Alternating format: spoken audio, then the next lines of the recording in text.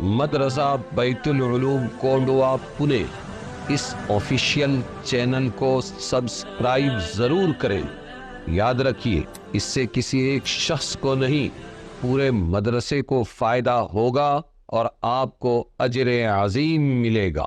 اعوذ باللہ من الشیطان الرجیم، بسم اللہ الرحمن الرحیم۔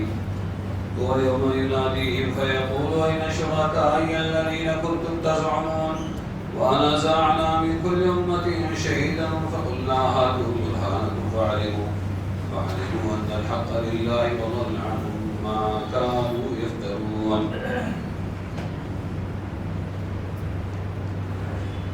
اور جس دن ان کو پکارے گا، اللہ پکارے گا تو فرمائے گا، کہاں ہے میرے شریک، میرے پارٹنر، جن کو تم میرا پارٹنر بنا دیتے عبادت ہے، کہاں ہے میرے شریک جن کا تم دعویٰ کرتے تھے؟ اور جدا کر دیں گے ہم ہر فرقے میں سے ایک احوال بتلانے والا، شہیدہ، ہر فرقے میں سے ایک احوال بتلانے والا، شہیدہ کا مطلب ہم جدا کر دیں گے۔ تم جو معبودوں کو میرا شریک ٹھہراتے تھے وہ کیسے معبود ہوئے، اپنی سند لاؤ تب جان لیں گے ان الحق للہ، سچ بات ہے اللہ کی، اور کھوئی جائیں گی ان سے جو باتیں وہ جوڑتے تھے، یعنی اس دن ان کا جھوٹ ثابت ہو جائے گا۔ اس سے پہلی آیت میں جو سوال ماذا اجبتم میں کیا گیا، اس میں کفار سے انبیاء کو جواب دینے کے متعلق بعض پرس تھی کہ تم نے انبیاء کو کیا جواب دیا، اور یہاں خود انبیاء سے شہادت دلوانا مقصود ہے، اس لیے سوال میں کوئی تکرار نہیں۔ ان قارون کان من قوم موسیٰ فبغى علیہم وآتیناہ من الکنوز ما ان مفاتحہ لتنوء بالعصبۃ اولي القوہ اذ قال له قومه لا تفرح ان اللہ لا يحب الفرحین۔ قارون جو تھا، یہاں تک کہ موسیٰ علیہ السلام اور فرعون اور فرعونیوں کا قصہ تھا، اب آگے اللہ تبارک و تعالی قارون اور موسیٰ علیہ السلام کے درمیان کا قصہ بیان فرما رہے ہیں۔ تو یہ ہے کہ قارون جو تھا موسیٰ کی قوم سے، پھر شرارت کرنے لگا ان پر، اور ہم نے دیے تھے اس کو خزانے اتنے کہ اس کی کنجیاں اٹھانے سے تھک جاتے کئی مرد زور آور طاقتور۔ جب کہا اس کو اس کی قوم نے اترامت، اللہ کو نہیں بھاتے اترانے والے، اور جو تجھ کو اللہ نے دیا ہے اس سے کما لے پچھلا گھر، آخرت کا گھر کما لے، اور نہ بھول اپنا حصہ دنیا سے، اور بھلائی کر جیسے اللہ نے بھلائی کی تجھ سے، اور مت چاہ خرابی ڈالنی ملک میں، وَلَا تَبْغِ الْفَسَادَ فِي الْأَرْضِ، اور فساد ملک میں مت چاہ، خرابی ڈالنا ملک میں مت چاہ، اللہ کو بھاتے نہیں ہیں خرابی ڈالنے والے۔ اس کو یہ نصیحت کی اس کے لوگوں نے۔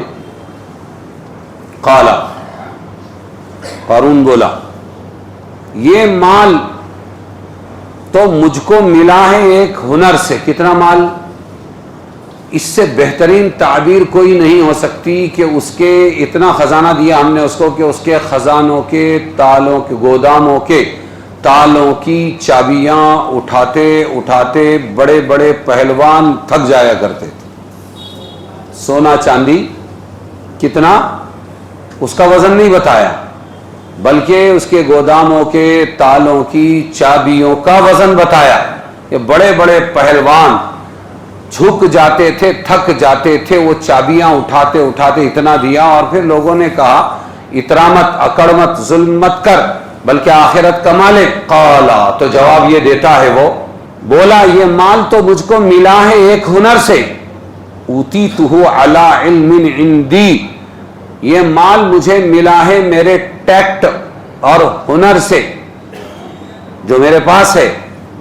کیا اس نے یہ نہ جانا کہ اللہ غارت کر چکا ہے اس سے پہلے کتنی جماعتیں جو اس سے زیادہ رکھتی تھی زور اور زیادہ رکھتی تھی مال کی جمع، ولا یسأل اور پوچھے نہ جائیں گے گناہ گاروں سے ان کے گناہ۔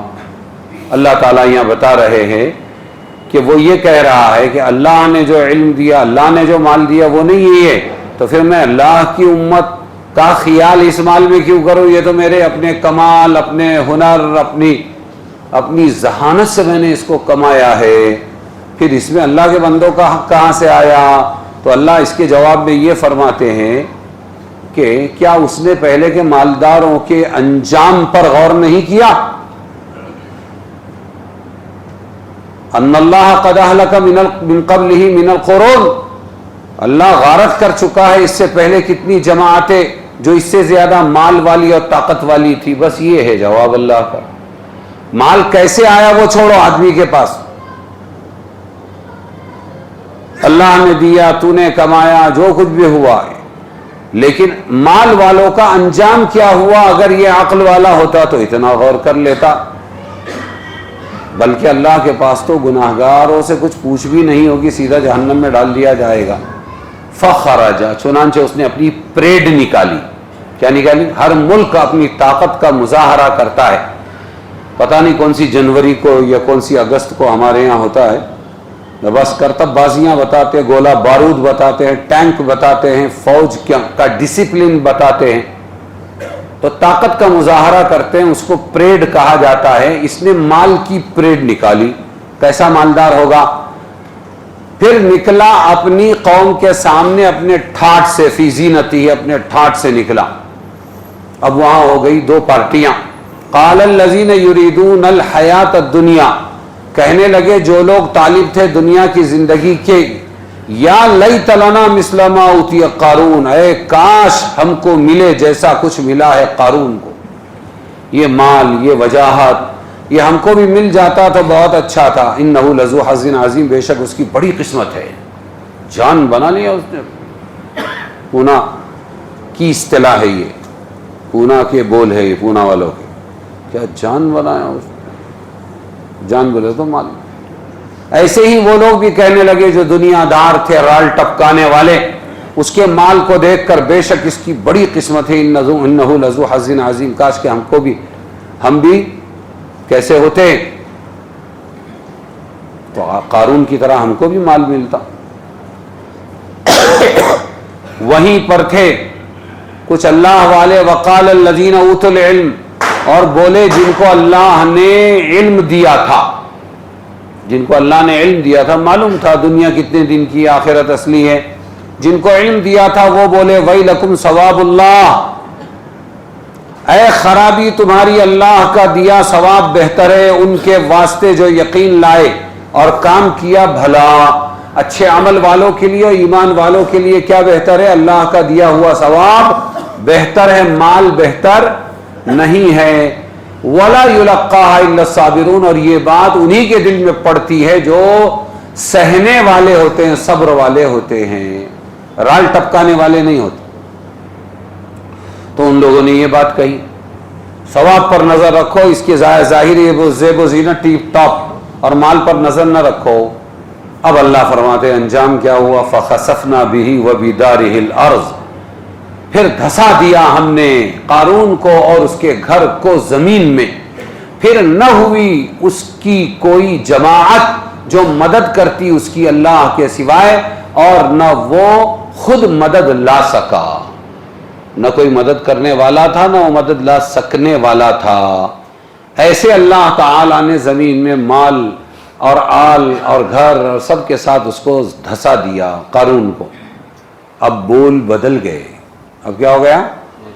کل بول الگ تھے، کاش کہ ہم بھی قارون جیسے ہوتے، اور دوسرے کہہ رہے تھے ثواب پر نظر رکھو، وہ کام آنے والا ہے، یہ ختم ہو جانے والا ہے۔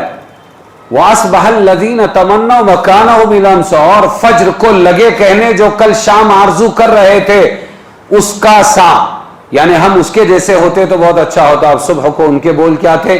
یقولون، وہ کہنے لگے، اس کا سا درجہ مانگنے والے کیا کہنے لگے؟ وہی کان اللہ، ارے خرابی، اللہ یبسط الرزق لمن یشاء، یہ تو اللہ کھول دیتا ہے روزی جس کو چاہے اور اپنے بندوں میں سے، اور تنگ کر دیتا ہے اللہ تعالیٰ جس کی روزی چاہے بنی تنگ کر دیتا ہے. یہ کوئی سعادت نہیں ہے. دنیا زیادہ مل جانا یہ کوئی سعادت نہیں، کامیابی نہیں، اور دنیا کم ملنا یہ کوئی بدبختی نہیں، ناکامی نہیں ہے. لولا من اللہ علینا، اگر نہ احسان کرتا ہم پر اللہ تو ہم کو بھی دھسا دیتا. کل کیا تھا؟ اے کاش کہ ہم قارون جیسے مال والے ہوتے. اب کیا ہے؟ اچھا ہوا کہ ہم قارون جیسے مال والے نہیں تھے. وَإِكَأَنَّهُ لَا يُفْلِحُ الْكَافِرُ، اے خرابی، یہ تو چھٹکارا نہیں پاتے منکر، کافر لوگ چھٹکارا نہیں پاتے. یہ قارون کا قصہ اللہ تبارک و تعالی نے ذکر کیا دنیا کی مذمت میں اور آخرت کی تعریف میں. تو موسیٰ علیہ السلام کے اس میں دو لوگوں کے ساتھ قصے ذکر کیے گئے سورہ قصص میں. شروع کا حصہ جو ہے وہ انبیاء، وہ فرعون اور فرعونیوں کے ساتھ کا ہے، اور آخر کا حصہ کس کے ساتھ کا ہے؟ قارون. اب یہ قارون کون تھا؟ تو بہت سی باتیں بہت سے لوگ چلاتے ہیں، وہ قصہ گو لوگ ہوتے ہیں، لیکن قرآن ہمیشہ پتے کی بات بولتا ہے، فالتو بات نہیں بولتا ہے. قرآن قرآن ہے. تو اب یہ ہے کہ اللہ نے یہ درس دیا، وَمَا أُوتِيتُم مِّن شَيْءٍ فَمَتَاعُ الْحَيَاةِ الدُّنْيَا. قارون کے قصے میں بتلایا گیا کہ اس نے مال و دولت حاصل ہونے کے بعد اس نصیحت کو بھلا دیا، اس کے نشے میں مست ہو کر اللہ کی ناشکری بھی کی، اور مال پر جو حقوق واجبہ اللہ کی طرف سے فرض ہیں ان کی ادائیگی سے منکر ہو گیا، جس کے نتیجے میں وہ اپنے خزانوں سمیت زمین کے اندر دھسا دیا گیا. تو اب بولو کہ 1,00,000 کے پیچھے 2,500 اللہ کے راستے میں دے دینا بہتر، یا ₹1,00,000 کے ساتھ جہنم رسید ہو جانا بہتر؟ سب سے زیادہ انصاف والا ٹیکس اللہ کا ہے، اور اگر صحیح ادائیگی ہو اس کی تو GDP درست ہو جاوے، مال بھی پاک ہو جاوے. 1,00,000 والوں کا 2,500 دے کر، اور اگر صحیح مستحقین تک پہنچا تو پھر غریبی بھی پوری امت میں باقی نہ رہے. تو اللہ کا نظام تو صاف ستھرا اور پاورفل اور مکمل ہے، لیکن بیچ میں بندے گندا کر دیتے ہیں. کیا کر دیتے ہیں؟ ہاں، قارون ایک اعجمی لفظ ہے، غالباً عبرانی زبان کا ہے.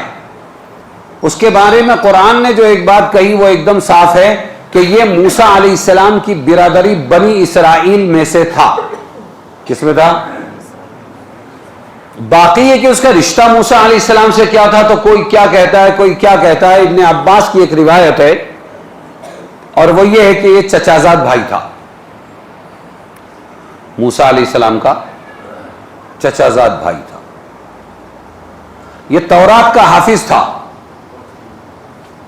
کائے کا حافظ تھا؟ اور دوسرے بنی اسرائیل سے زیادہ اس کو تورات یاد تھی. پھر مارا کہاں گیا؟ مگر سامری کی طرح منافق ثابت ہوا.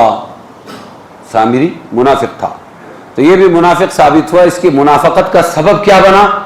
دنیا کے جاہ و عزت کی بیجا حرص، بڑا پنا.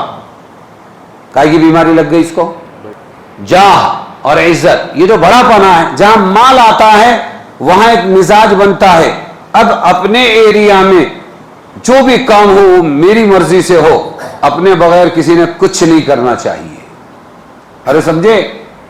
تو جو مال ضرورتوں میں لگایا جا سکتا تھا، اچھے کاموں میں، وہ مال اپنے مقابل لوگوں کے مٹانے میں لگایا جاتا ہے. کائے میں لگایا جاتا ہے؟ مثبت میں نہیں، منفی میں، پوزیٹیو میں نہیں، نیگیٹیو میں. چنانچہ جتنے کاریہ کرتا چل رہے ہیں آج کل کر رہے ہیں، وہ تمام کے تمام میں اکثر یہ شکایت ہے کیا؟ ارے بھائی ہم بھی کرنا چاہتے ہیں لیکن ہم کو مٹا دیا جاتا ہے، یا نہیں یہاں یہ ایریا میں ہم ہی کریں گے تم نہیں کرنا. یہ کیا ہے؟ یہ بڑے پنے کی بیماری. مال آتا ہے تو بڑے پنے کی بیماری لاتا ہے کہ اپنے سوا کوئی نہ ہو، ورنہ پھر اپنا فائدہ کیا. تو اس کو بھی کس نے مارا؟ پہلے مال آیا قارون کو، پھر کیا آیا؟ حب جاہ. حب جاہ اور عزت کی چاہت یہ آئی. پورے بنی اسرائیل کے سید اور ذمہ دار کون تھے؟ موسیٰ علیہ السلام. ان کے بھائی ہارون ان کے وزیر بنے ان کے مانگنے پر اللہ سے. تو اس کو یہ حسد ہوا کہ میں بھی تو ان کی برادری کا ہوں، پھر میرے پاس کوئی پوسٹ کیوں نہیں ہے؟ کس کو؟ قارون کو یہ بیماری لگی، میرے کو بھی کچھ ہونا. بس سمجھے؟ اس سیادت و قیادت میں کوئی حصہ کیوں نہیں؟ موسیٰ علیہ السلام سے اس کی شکایت کی. موسیٰ نے فرمایا یہ جو کچھ ہے وہ اللہ کی طرف سے ہے. یہ جو بڑا پنا ملتا ہے کس کی طرف سے ملتا ہے بولو؟ اللہ کی طرف سے. میرا کوئی دخل نہیں، میں نہیں دے سکتا. نبی بنانا اللہ کا کام، وزیر بنانا اللہ کا کام. وہ مطمئن نہ ہوا اور پھر حسد کرنے لگا. اس سے پہلے بھی واقعہ موسیٰ علیہ السلام ہی کی اسی قصے میں سورہ قصص کے اندر آیا کہ ان کا ایک ساتھی، ان کی قوم کا آدمی ستایا مارا جانے لگا فرعونی کی طرف سے، تو وہ آگے بڑھے، ایک تھپڑ مارا، وہ مر گیا. تو دوسرے دن یہ قتل کا بھانڈا کس نے پھوڑا؟ تو اپنے بھانڈا پھوڑتے ہیں. ہاں بولو، اپنے ہی گراتے ہیں نشے من پہ بجلیاں. تو اس نے کیا کیا؟ ظلم کرنا شروع کیا. فبغى علیہم، ظلم کے معنی میں مشہور ہے کہ ظلم کرنا شروع کر دیا اس نے. قارون سرمایہ دار آدمی تھا، فرعون کی طرف سے بنی اسرائیل کی نگرانی پر مامور تھا. دیکھو مال کہاں سے آیا وہ بھی دیکھو کہ یہ سرمایہ دار آدمی تھا اور بنی اسرائیل فرعون کی طرف سے اس کو چودھری کو بنی اسرائیل کا نگراں بنایا گیا کہ یہ قوم کی نگرانی تیرے ذمے. اس عمارت کے عہدے میں اس نے بنی اسرائیل کو ستایا. کیا کیا؟ ستایا. اور دوسرے یہ کہ یہ تکبر بھی کیا، ظلم کیا اس نے.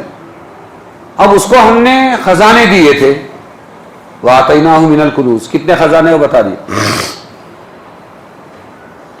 خزانہ کنز جو ہے وہ مدفون کو بھی، جو دفینہ ہوتا ہے اس کو بھی کہتے ہیں.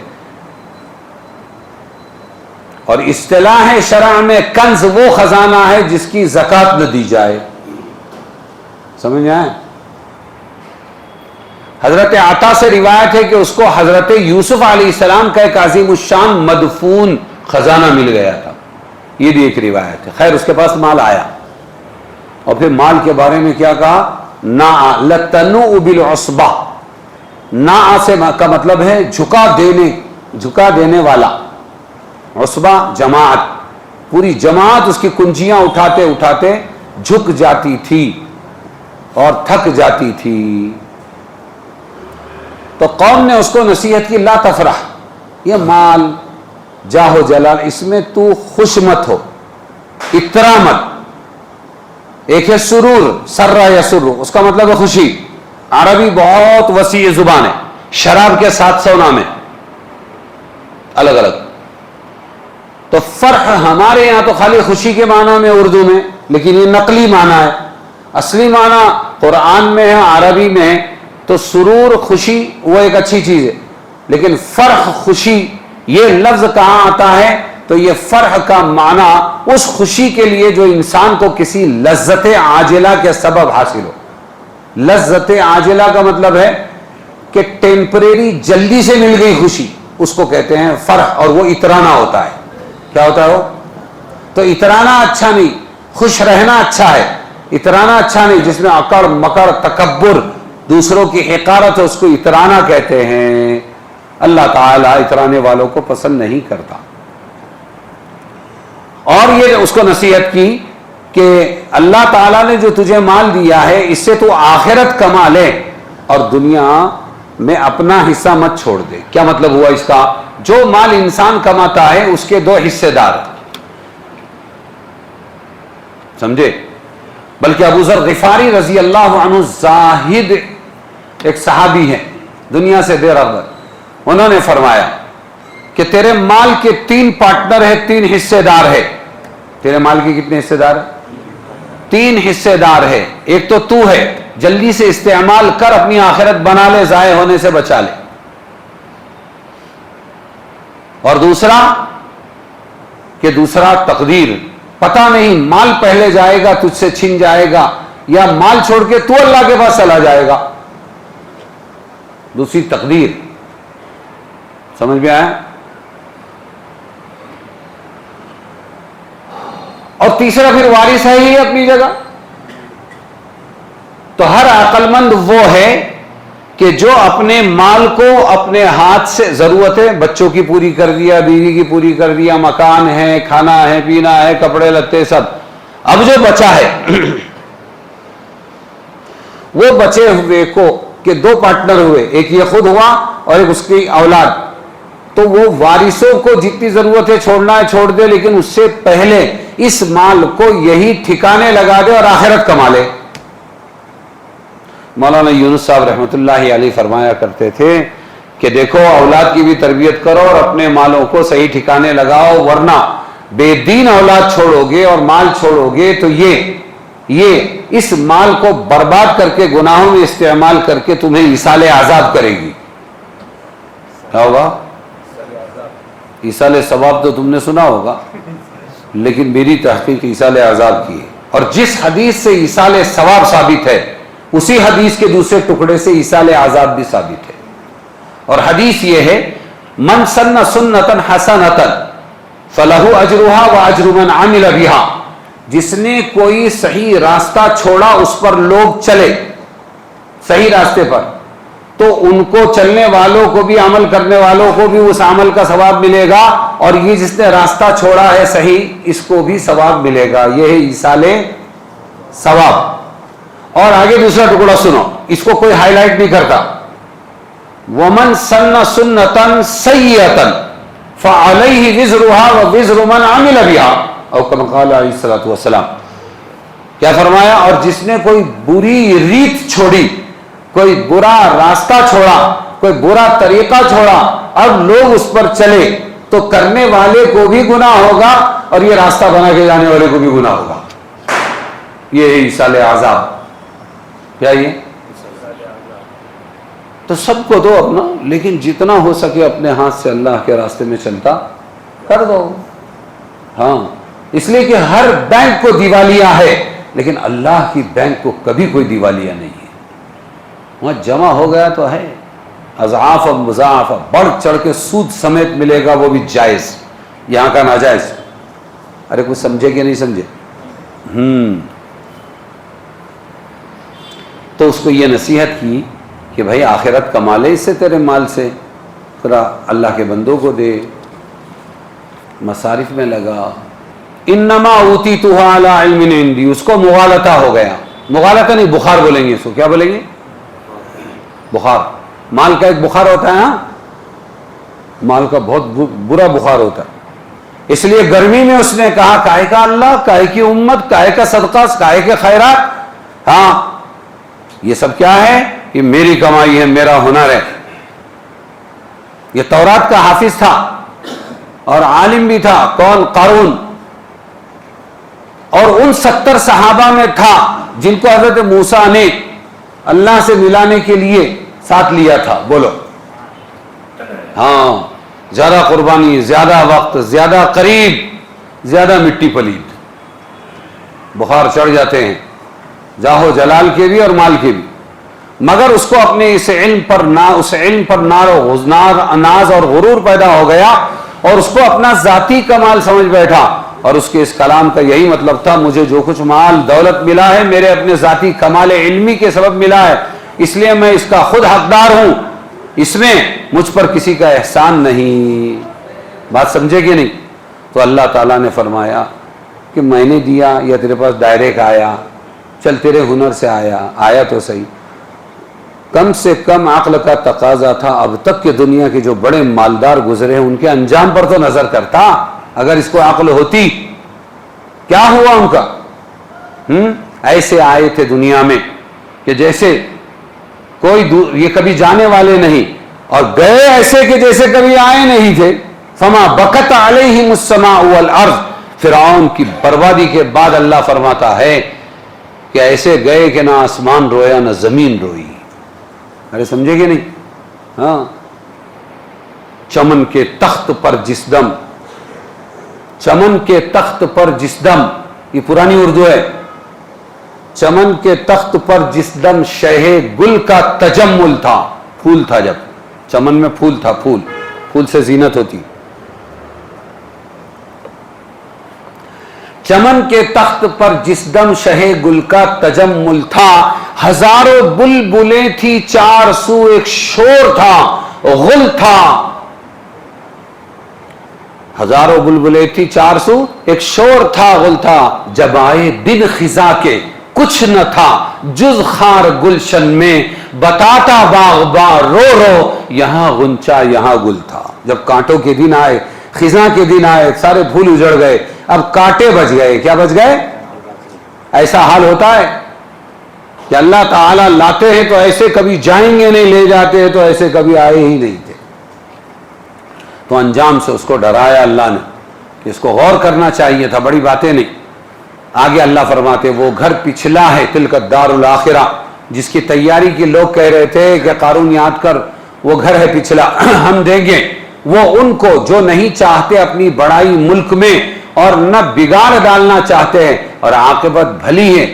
اچھا انجام کس کو؟ ڈرنے والوں کو ملے گا، متقین کو۔ جو لے کر آیا بھلائی اس کو ملنا ہے اس سے بہتر، اور جو کوئی لے کر آیا برائی تو برائیاں کرنے والے ان کو وہی سزا ملے گی جو کچھ وہ کرتے تھے۔ اللہ تبارک و تعالیٰ نیکی کرنے والوں کو بڑا چڑھا کر دے گا، اور گناہ والوں کو جتنا ہے اس کے برابر سزا دے گا۔ تو گناہ کا ارادہ بھی اگر پکا ہو جائے تو گناہ ہے، اس سے بھی توبہ کرنا چاہیے۔ کچا ارادہ ہے اس پر پکڑ نہیں۔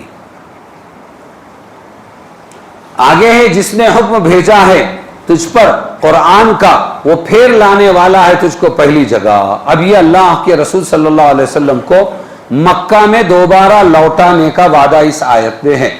جیسے موسیٰ علیہ السلام کا پورا قصہ سنا کر بتایا کہ فرعون کے محل سے نکال کر، ملک مصر سے نکال کے، در در کی خاک چھنوا کر، بکریاں چروا کر، شادی کروا کے، نبی بنا کر، وزیر ہارون کو ساتھ میں دے کے دوبارہ کہاں لایا؟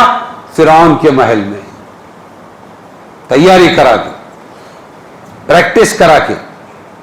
یہ اللہ کی جیم ہے۔ کیا؟ حالات، پریشانیاں، مصیبتیں، ٹینشن، یہ جیم ہے۔ کیا یہ؟ ہاں، تو یہاں جیم سے جسم بنتا ہے، اور اللہ کی جو جیم ہے جب حالات سے اللہ گزارتے ہیں تو پھر کیا بنتا ہے؟ جی بنتا ہے، من بنتا ہے۔ سمجھ میں آیا؟ تو اللہ تعالیٰ نے تیار کیا، جیسے موسیٰ کو لے گئے فرعون کا تختہ پلٹ دیا، کمزور کو اللہ نے مضبوط بنا دیا، اور پست کو بالا کر دیا، اور ماتحت کو، دست نگر کو کیا کر دیا؟ اس کے اوپر اللہ تعالیٰ نے اس کے اوپر غلبہ دے دیا۔ اے محمد صلی اللہ علیہ وسلم، آپ فکر نہ کرے، رات کے اندھیرے میں آپ کو مکہ سے نکالا گیا ہے، ہم دن کے اجالے میں فاتح مکہ بنا کے لوٹائیں گے۔ یہ آیت ہے ان الذی فرض علیک القرآن، جس نے حکم بھیجا ہے تجھ پر قرآن کا، وہ پھیر لانے والا ہے تجھ کو پہلی جگہ، لرادک الی معاد، وہ آپ کو دوبارہ پھیر کر لائے گا۔ وہ کون سی جگہ؟ مکہ۔ تو اس میں بشارت ہے۔ اس آیت میں کیا ہے؟ قل ربی اعلم من جاء بالہدی ومن هو فی ضلال مبین، آپ فرما دیجئے میرا رب خوب جانتا ہے کون لایا ہے راہ کی سوجھ سمجھ اور کون پڑا ہے کھلی گمراہی میں۔ اور آپ تو توقع نہ رکھتے تھے کہ اتاری جائے گی آپ پر کتاب، قرآن مجھ پر اترے گا، یہ نبی نے کبھی سوچا نہیں تھا، مگر مہربانی سے آپ کے رب کی۔ تو مت ہونا تم مددگار کافروں کے،